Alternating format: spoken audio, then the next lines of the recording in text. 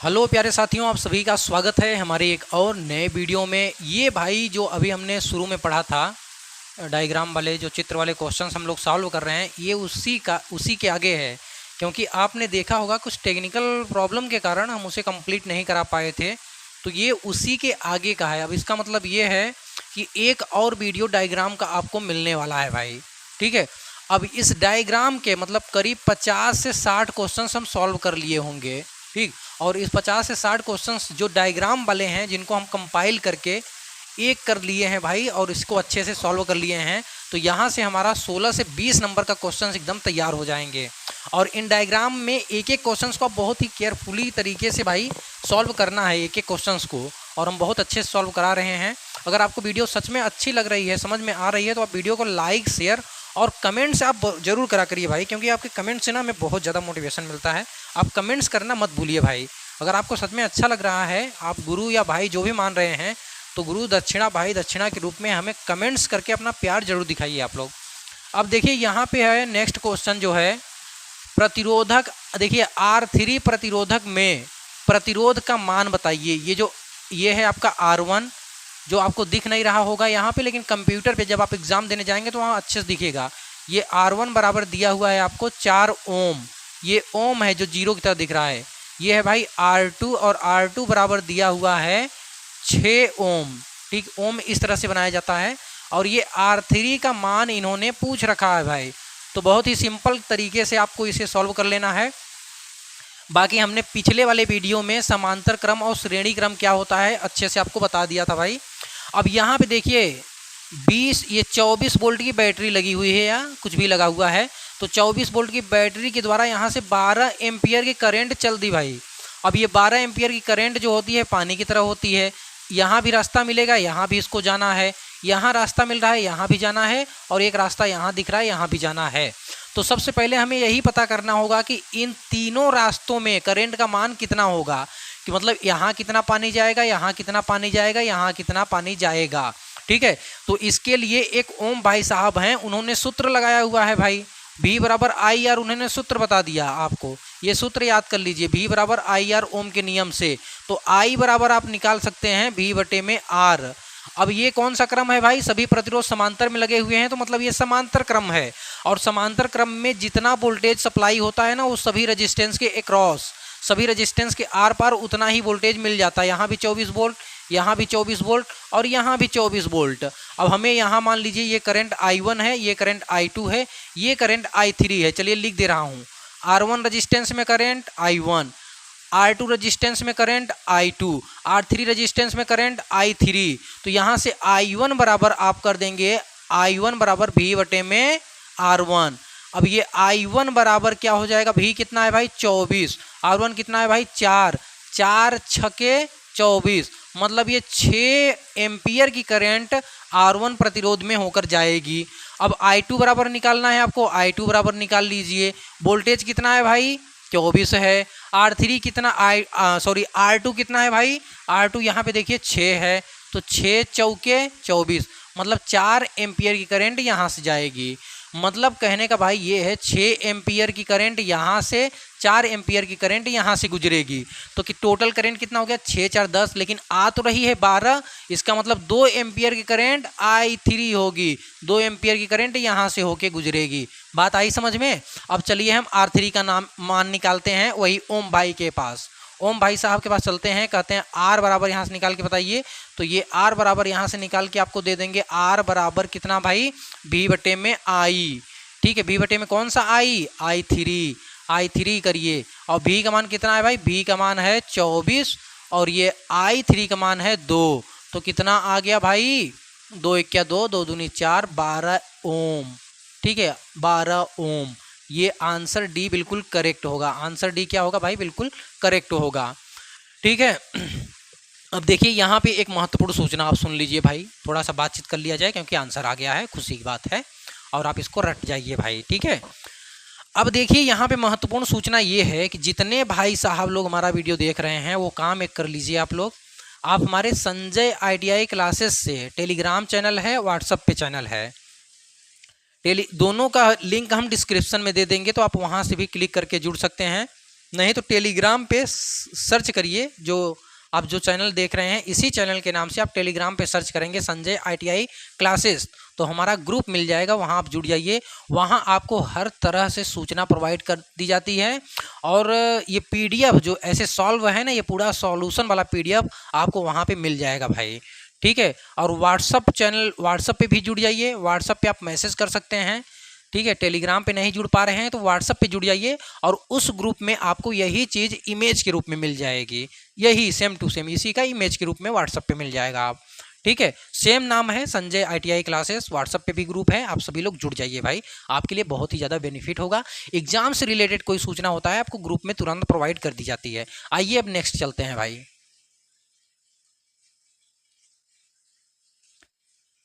देखिए यहाँ पे नेक्स्ट क्या है, अब इसको कर दिया गया है शॉर्ट भाई, अब इसको इन्होंने शॉर्ट, अच्छा ये क्वेश्चन तो हम लोग सॉल्व कर दिए थे ना, ये क्वेश्चन सॉल्व कर लिए थे, इसको शॉर्ट करे हैं तो रेजिस्टेंस क्या हो जाएगा भाई, 0 हो जाएगा। चलिए नेक्स्ट देखते हैं भाई, ये भी सॉल्व कर लिए अभी इसके पहले, मतलब दो दो डबल क्वेश्चन हो गया है ना। अब देखिए ये है व्हीट स्टोन ब्रिज। अब व्हीट स्टोन ब्रिज क्या है भाई, संतुलन मतलब बैलेंस अवस्था में है, तो अज्ञात प्रतिरोध RDC, ये ऐसे लिखे हैं R, फिर ये DC का मान हमें निकालना है। तो देखिए अगर हमारा अगर ये संतुलन की अवस्था में है ना, तो देखिए ये है भाई P और ये है S, यहाँ पे PAB लिखा हुआ है, यहाँ पे SAD लिखा हुआ है, और ये होता है भाई Q और ये होता है भाई R, हम ऐसे ही लिख दे रहे हैं। तो देखिए अगर हमारा ब्रिज संतुलन है तो P बटे में S बराबर Q बटे में R, सिंपल सा एक फार्मूला बन जाता है। और जब ब्रिज संतुलन की अवस्था में कब होता है, जब यहाँ पे I का मान मतलब करंट यहाँ पे 0 हो, तब हम कहते हैं हमारा ब्रिज क्या है भाई, संतुलन की अवस्था में है। तो फार्मूला क्या बनता है भाई, P बटे में S बराबर Q बटे में R, और यही R का मान ही तो हमें निकालना है, सिंपल सा। अब देखिए P का मान क्या है भाई, P का मतलब PAB का मान कितना है, 400 है, तो 400 यहाँ पे लिख लीजिए, आप लोग 400 लिख लीजिए। और यहाँ पे S का मान क्या है भाई, SAD कहीं दिख रहा है आपको, देखिए भाई SAD का मान यहाँ पे 12 है, ये दिख रहा है ये 12, ठीक है। उसके बाद यहाँ पे क्या है भाई, Q का मान क्या है भाई, 200 है, QBC है ना तो 200 है, ठीक है, यहाँ पे 200, और ये बटे में R तो आपको निकालना है, ये अज्ञात प्रतिरोध आपको निकालना है। अब देखिए ये 0 से ये 0 कैंसिल कर दीजिए, ठीक है। अब देखिए क्या, 4 तिहाई 12, अब 3 का गुणा इधर हो जाना, 3 दूना 6, और R को इधर भेज लीजिए, तो कहने का मतलब कुल मिला के R बराबर जब निकालेंगे तो ये 6 ओम आपको मिल जाएगा, और आंसर B बिल्कुल करेक्ट हो जाएगा। देखिए इसमें कुछ करना वरना नहीं है भाई, देखिए इस साइड का बटे बराबर इस साइड, याद कर लीजिए, इतना बराबर फिर इतना कर लीजिए, बस आंसर आपका आ जाएगा संतुलन की अवस्था में। आइए नेक्स्ट क्वेश्चन देखते हैं, लाइक शेयर कमेंट करते रहिए भाई आप लोग। देखिए यहाँ पे क्वेश्चन है, यहाँ पे देखिए क्या लगा है भाई, 18 वोल्ट की बैटरी लगी हुई है, ठीक है, 18 वोल्ट की बैटरी लगी हुई है, और यहाँ पे देखिए ओपन सर्किट है, खुला परिपथ है। देखिए वोल्ट मीटर लगा हुआ है, कह रहे हैं वोल्टेज आप अगर यहाँ और यहाँ वोल्टेज जो कि खुला हुआ है, बंद नहीं है, अगर यहाँ और यहाँ वोल्टेज आप मापेंगे, अगर ये क्लोज होता भाई, बंद होता ना तो कुछ और वोल्टेज मिलता, लेकिन ये खुला हुआ है, ओपन है, तो जितना सप्लाई वोल्टेज होता है ओपन सर्किट में उतना ही वोल्टेज आपको मिलती है, ठीक है। जितना सप्लाई वोल्टेज होगा अगर सर्किट ओपन है तो उतना ही वोल्टेज आपको यहाँ पे मिलेगा भाई, तो कितना मिलेगा भाई, 18 वोल्ट यहाँ पे मिलेगा। आंसर डी यहाँ पे दिख नहीं रहा होगा, आंसर डी बिल्कुल करेक्ट है, आंसर डी में 18 वोल्ट इन्होंने दे रखा है भाई, ठीक है। आई होप कि आपको समझ में आया होगा। चलिए नेक्स्ट देखते हैं। देखिए यहाँ पे नेक्स्ट क्वेश्चन है साथियों, समांतर परिपथ में, एक समांतर परिपथ है ना, देखिए सब बराबर है, एक दूसरे के समांतर है, R2 का मान ज्ञात कीजिए। R2 कहाँ है भाई, ये R1 है, ये R2 है। R1 बराबर दिया है 8 ओम, R2 बराबर हमें निकालना है, और ये R3 बराबर कितना दिया है भाई, 3 ओम, R3 बराबर यहाँ पे 3 ओम दिया हुआ है, ठीक है। ये देखिए 15 एम्पियर की करंट इधर से चल रही है, 24 वोल्ट की बैटरी लगी हुई है, तो हम ओम के नियम से पहले ज्ञात करेंगे कि इसमें करंट कितना है, इसमें करंट कितना है, इसमें करंट कितना है। ये I1 है, I2 है, ये I3 है, ठीक है। तो ओम के नियम के अनुसार क्या होता है भाई, V बराबर होता है I इंटू R। बहुत ही काम का ये नियम है, आपके बहुत सारे क्वेश्चंस को सॉल्व कर देगा भाई। अब देखिए यहाँ से I का मान आप निकाल लीजिए, देखिए 24 यहाँ है तो 24 यहाँ भी होगा, 24 यहाँ भी होगा, 24 यहाँ भी होगा, ठीक है। I I1 बराबर अगर आप निकालेंगे तो वोल्टेज बटे में प्रतिरोध हो जाएगा। वोल्टेज बटे में प्रतिरोध मतलब R1। ठीक है, वोल्टेज कितना है भाई 24 है, प्रतिरोध कितना है R1 बराबर 8 है, 8 तिरिक 24, 3 एम्पियर की करंट यहाँ, मतलब कितने एम्पियर की होगी करंट, 3 एम्पियर की।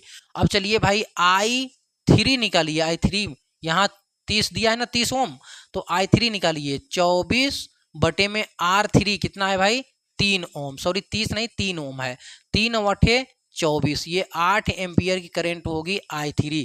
यहाँ कितने एम्पियर की करंट जाएगी भाई 8 एम्पियर। अब देखिए 8 3 11 और 11 4 15, क्योंकि टोटल करंट तो भाई 15 एम्पियर की चल रही है, तो अब हो गया ना 15 एम्पियर का बैलेंस।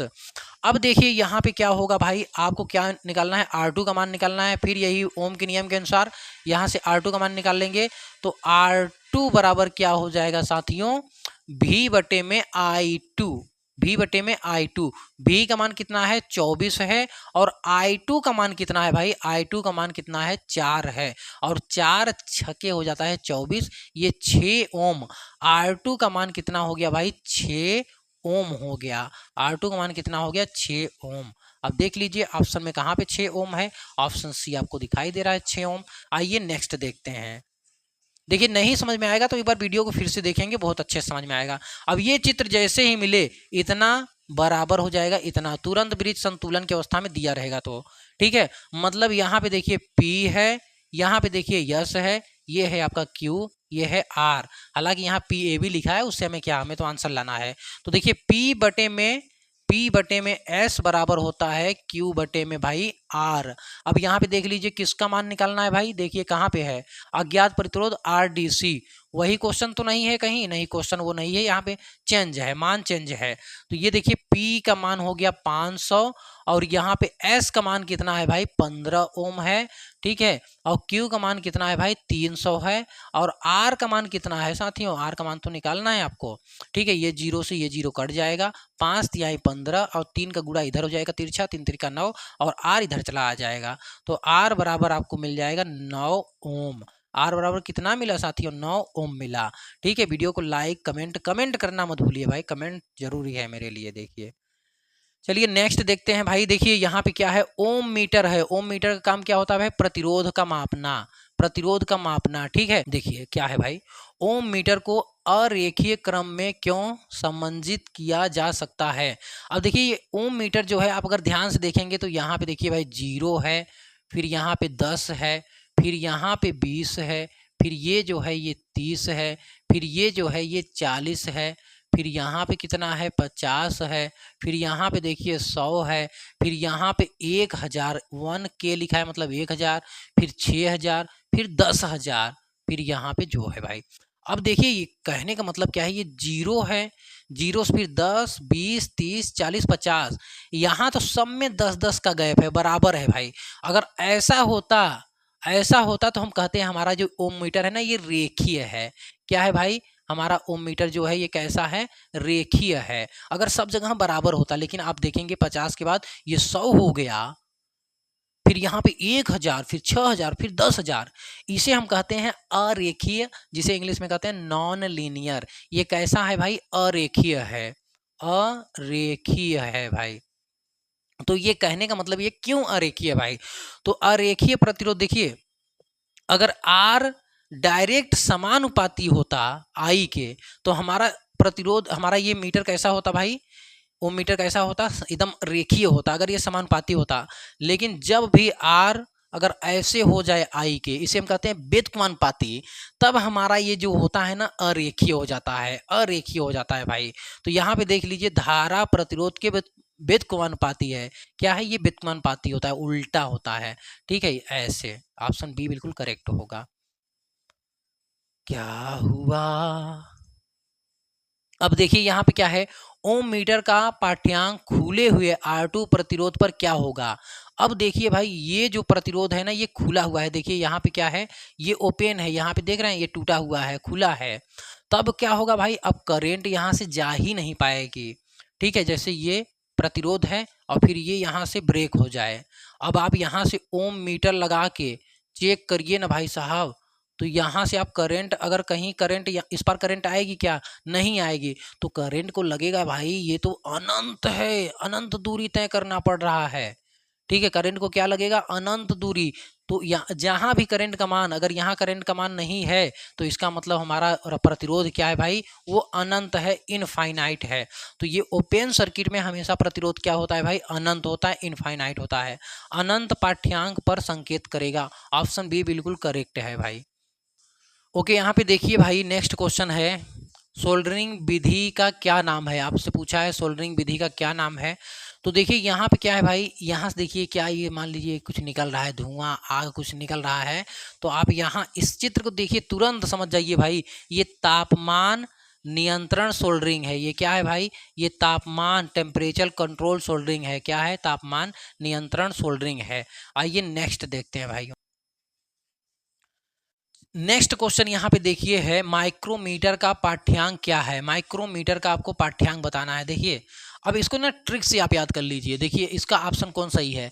ये लास्ट क्या है, यहाँ से देख रहे हैं 4 है, 4 निकाल लीजिए भाई। अब यहाँ पे क्योंकि कुछ अच्छे से दिख नहीं रहा है, तो उसके बाद क्या है, देखिए सीधे में क्या है भाई, यहाँ पे अगर ये बिल्कुल ऐसे सीधे में रहता तब तो हम 5 कह देते हैं, लेकिन 5 आंसर है नहीं। तो ये 4 यहाँ से निकाल लीजिए आप, फिर यहाँ पॉइंट निकालिए भाई, फिर ये 5 है, 5 लगाइए, फिर एक और 5 कर दीजिए, 4.455 वाला ऑप्शन करेक्ट कर लीजिए भाई। ऑप्शन सी बिल्कुल करेक्ट होगा। ठीक है, आप ध्यान दीजिए इसको कैसे याद करने। देखिए एक ही इस तरह का क्वेश्चन है और यही क्वेश्चन आपके एग्जाम में आएगा, तो आपको इसी तरह से याद कर लेना है भाई। बाकी इसको अगर बताएंगे बहुत अच्छे से तो समय लग जाएगा। तो आपको यही क्वेश्चन तैयार करना है। तो कैसे, ये 4 है, 4 निकालिए, फिर इसके सामने क्या है भाई, 5 है, पॉइंट लगाइए 5, फिर एक 5 और। ठीक है, आंसर कौन सा? ये वाला सही हो जाएगा। अगर ये आएगा भाई तो यही आएगा, और आप करके चले आइएगा आराम से। देखिए इस टूल्स का क्या नाम है, इस औजार का क्या नाम है भाई? तो इसे हम कहते हैं क्रिम्पिंग टूल। क्या कहते हैं भाई? इसे क्रिम्पिंग टूल कहते हैं, याद कर लीजिए। क्रिम्पिंग टूल क्या कहते हैं भाई? Crimping tool. आइए नेक्स्ट देखते हैं अब। देखिए यहाँ पे जो है आपको बताना है भाई, क्या है? देखिए ये जो है ये है भाई कंडक्टर। याद है ना वो ट्रिक, सिम ट्रिक याद है ना, सिम बास। कितने लोगों को याद है? यस करके अभी तुरंत कमेंट करिए। बास। देखिए बीच में जो है एकदम वो क्या है? कंडक्टर है। ठीक है, इसके ऊपर वाला ये भाग क्या है भाई? इंसुलेटर है। फिर ये बचा, ये जो एक्स करके इंगित किया गया है, क्या है भाई? मेटेलिक सीट या लेड सीट इसे कहते हैं। मेटेलिक सीट या लेड सीट, सीथ सीथ। ठीक है, और सीथ से हम क्या याद किए थे? शीतलन। क्या याद किए थे भाई? शीतलन। शीतलन से ये नमी और शीतलन से केबल को ये बचाता है। कौन? लेड सीट या मेटेलिक सीट। ठीक है, चलिए नेक्स्ट देखिए भाई।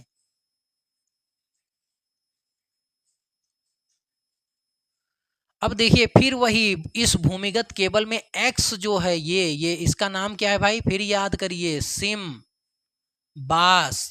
ठीक है, अब देखिए हम रिपीट नहीं करेंगे बार बार, कैसे आ रहा है सिम बास। ये जो है भाई ये कंडक्टर है, इसके ऊपर जो ये लगा है देखिए सी से कंडक्टर, ये क्या है भाई? कंडक्टर है। ठीक है, ये क्या है? कंडक्टर। आई से इंसुलेशन, इसके बाद ये जो है दूसरे नंबर पे इंसुलेशन। फिर क्या है भाई? एम से मेटेलिक सीट या लेड सीट। ठीक है, मेटेलिक सीट या लेड सीट। एक्स जो बचा ये क्या हो गया? ऑप्शन डी लेड सीट है, लेड सीट है।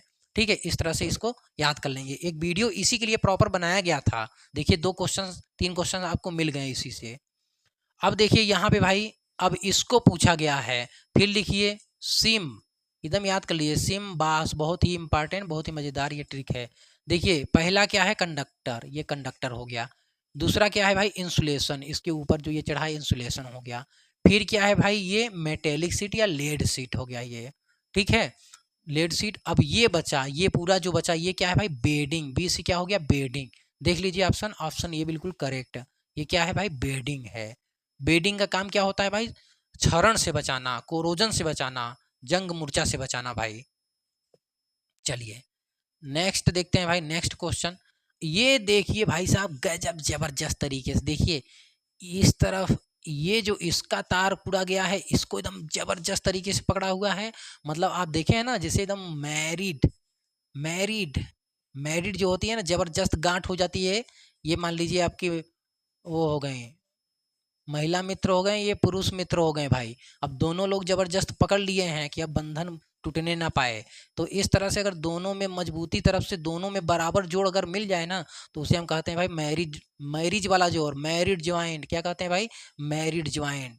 ऐसी ज्वाइंट आपको दोबारा नहीं मिलेगी, तो इसे याद कर लीजिए, शादी वाला ज्वाइंट है मैरिड ज्वाइंट। चलिए भाई नेक्स्ट देखते हैं। अब ये देखिए क्या है भाई, भूमिगत केबल के किस प्रकार के दोष को ज्ञात किया जा सकता है। अब देखिए, अगर ये कंडक्टर जो नीचे ये कंडक्टर लगा हुआ है, ये हटा के अगर यहीं से हम अर्थिंग कर देते भाई, तो हम इसे कहते हैं भूदोष। ये जो पहला दिया है ना भूदोष ज्ञात करने के लिए, अगर अर्थिंग कह देते तो हम क्या कहते हैं? भूदोष। लेकिन आप देखिए यहाँ से इस कंडक्टर को सटा दिया गया है, मिटा दें एक बार। आप देखिए यहाँ से क्या किया गया है, इसको, इस केबल को इस कंडक्टर से क्या किया गया है? सटा दिया गया है। तो हम इससे क्या ज्ञात करते हैं भाई? लघु परिपथ, मतलब शॉर्ट सर्किट दोष, लघु परिपथ दोष ज्ञात करते हैं इससे। चलिए नेक्स्ट देखते हैं भाई। ठीक वही सेम वही कहानी है भाई, लघु परिपथ वाला ही चित्र है, ये साथ यहाँ पे आ गया, तो इसमें तो कुछ कहना ही नहीं है, इसका भी यही ऑप्शन होगा सही। ठीक, आइए नेक्स्ट देखते हैं आप। अब देखिए ये कौन सा जोड़ है भाई, इसमें देखिए एक ऐसे हैं और यहाँ से देखिए एक जो है ऐसे घुमा घुमा घुमा के फिर यहाँ से गांठ मार के ऐसे निकाल दिया गया है। मतलब एक तार है, इस तार में क्या किया गया, ऐसे ऐसे फिर यहाँ से ऐसे गांठ मार के नीचे झुला दिया गया है। तो नोटेड, इस नोटेड का मतलब ही होता है गांठ। क्या होता है इसका मतलब? गांठ वाला जोड़ है। ठीक है, देखिए इंग्लिश में लिख दिया है, अगर यही लिखा रहता हिंदी में तो गांठ टाइप जोड़। गांठ टाइप जोड़ कौन सा जोड़ है भाई? यहाँ गांठ मारा हुआ दिख रहा है ना, चलिए एक बार इरेज कर दें, आप देख लीजिए। ठीक है, देख लीजिए ये गांठ लगा हुआ है यहाँ पे, ऐसे देख लीजिए ये गांठ है। तो गांठ को इंग्लिश में कहते हैं, अगर नहीं पता है तो आज ही एक इंग्लिश याद कर लीजिए। नोटेड का मतलब होता है गांठ। नोटेड का मतलब क्या होता है? गांठ। तो साथियों आज के क्लास बस यहीं पे रखते हैं भाई। बाकी अगर आपको क्लास सच में अच्छी लगी है तो भाई क्या करेंगे आप? प्यारा सा कमेंट और लाइक और फिर शेयर। आईटीआई स्टूडेंट के पास ही शेयर करिए, फालतू वालतू में इधर उधर नहीं शेयर करना है।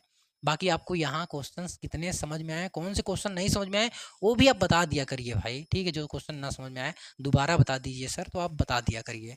तो चलिए साथियों आज की वीडियो में बस इतना ही लगते हैं, मिलेंगे फिर से एक और नए बेहतरीन वीडियो के साथ। तब तक के लिए हमें दीजिए इजाजत। All the best for your bright and successful future.